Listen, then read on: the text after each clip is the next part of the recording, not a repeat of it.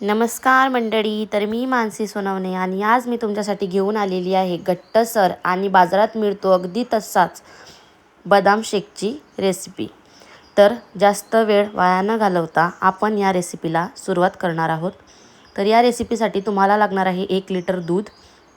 तर सर्वप्रथम आपण कढई गॅसवर ठेवायची आहे आणि त्यामध्ये थोडंसं तळाला पाणी टाकायचं आहे जेणेकरून बुडाला चिकटलं नाही पाहिजे।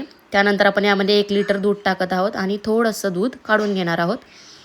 त्यानंतर मी इथे 100 ग्रॅम बदाम भिजत घातलेले होते गरम पाण्यात।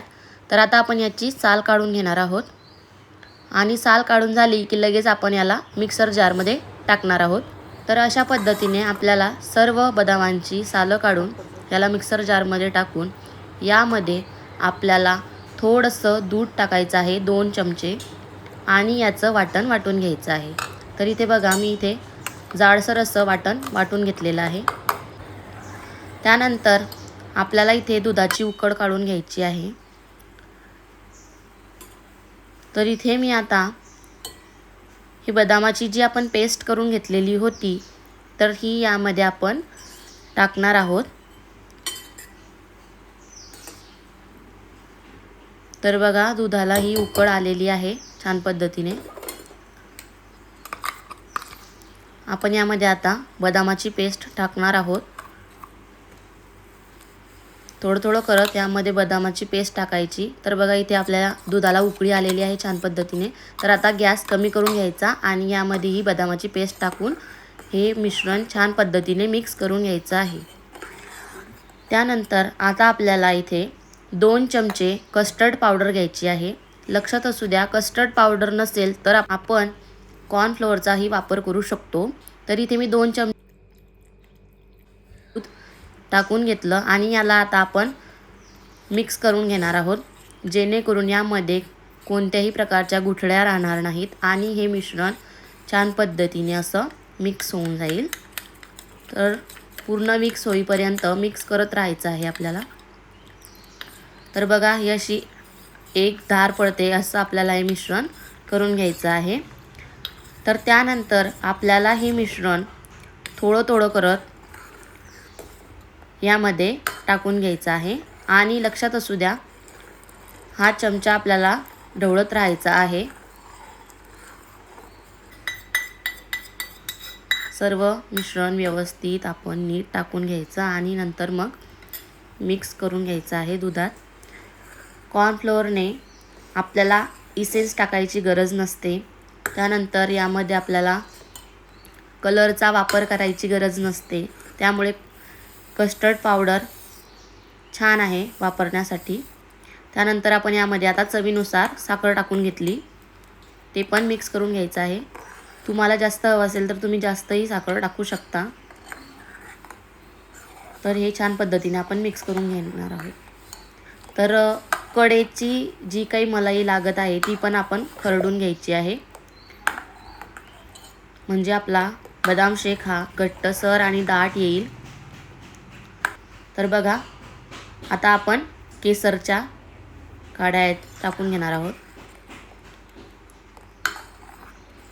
आर्टिफिशियल कलर वापरण्यापेक्षा केसर आणि कस्टर्ड पावडर खूप छान असते। तर बघा आपला बदाम शेक घट्ट होत आहे, तुम्हाला दिसतच असेल। बघा दाट झालेली आहे त्याची कन्सिस्टन्सी। तर आता कमी गॅसवरच याला आपण ढवळून घेणार आहोत।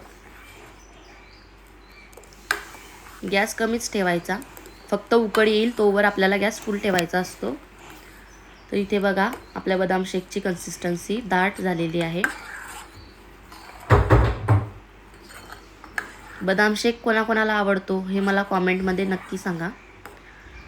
तर बघा आता आपला इथे बदाम शेक झालेला आहे रेडी।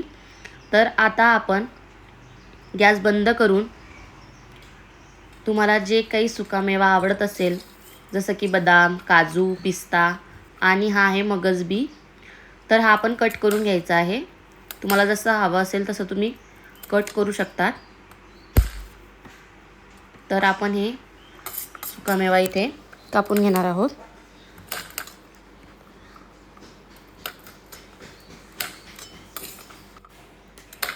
बदाम जास्त घातले तरी चालतील, पण मी इथे बदामांची पेस्ट करून घातलेली होती म्हणून मी इथे बदाम जास्त वापरत नाही आहे.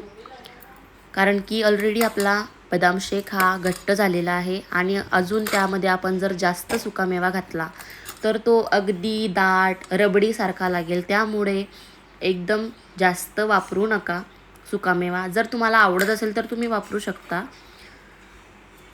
पण अगदी जास्त जर घातला तर तुम्हाला तो चमच्याने खावा लागेल. म्हणून तुम्ही अगदी कमी प्रमाणात जरी घातले तरी चालतील. 7-8 बदाम 7-8 काजू असं.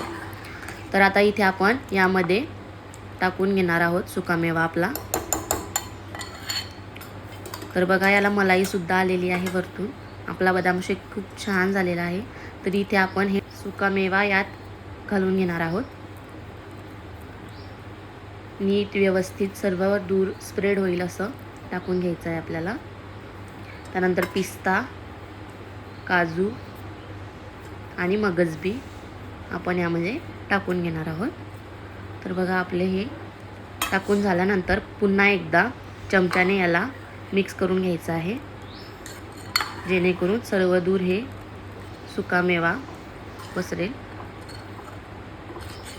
आणि ही मलाई पण आपल्याला साईडची खरडून घ्यायची आहे आणि यामध्ये टाकून घ्यायचे आहे.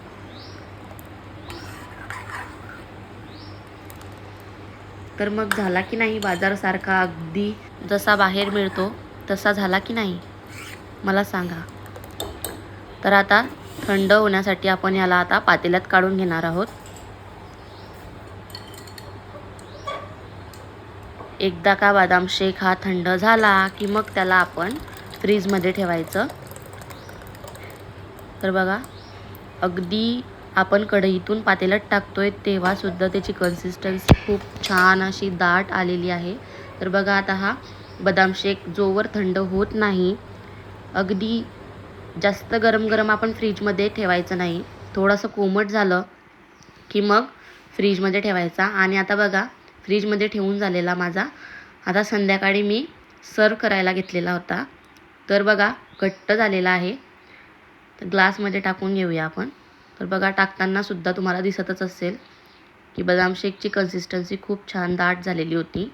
त्यानंतर यामध्ये आपण वरून सुकामेवा टाकून घेणार आहोत.